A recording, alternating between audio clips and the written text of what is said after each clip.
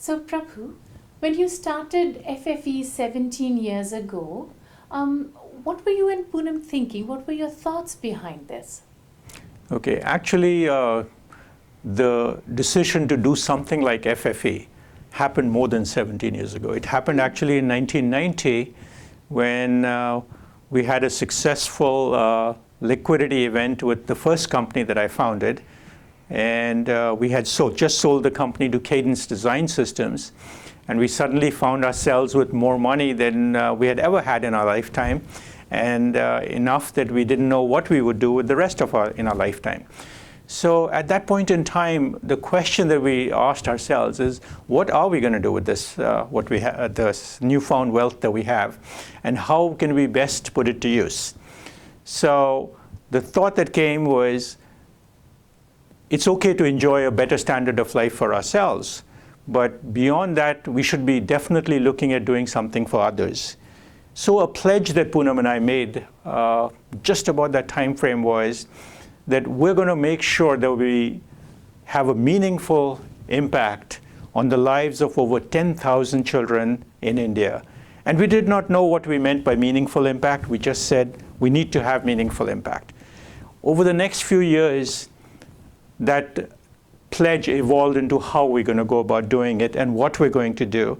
That's when we picked on the idea of Foundation for Excellence and the notion that we should find the very bright scholars who are not able to afford their college education based on their parents' means, and that we must find a way to reach them and support them.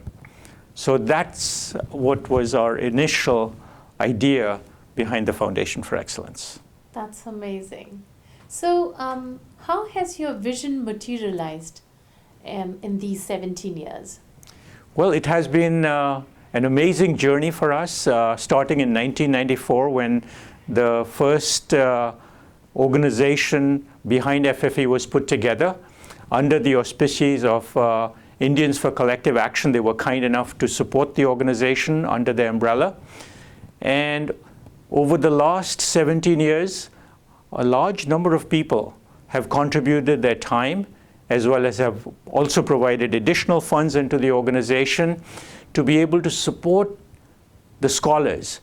The whole process of finding these scholars, this process of making sure that the scholars meet the criteria that we had set, and being able to send the funds to the scholars such that they can actually achieve their education, requires structure, requires organization.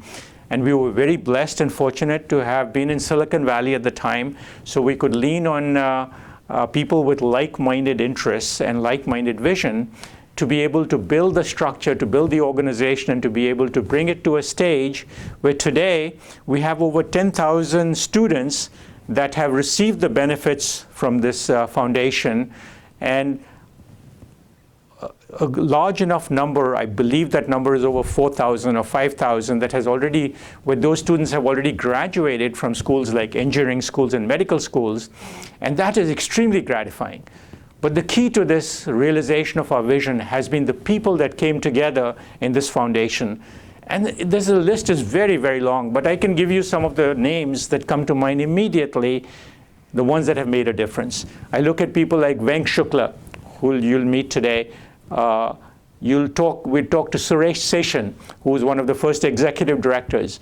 People in India like Sudha Kiddo, Professor Rishi Krishnan, Kailash Joshi, Ram Reddy, Nikhil Balram.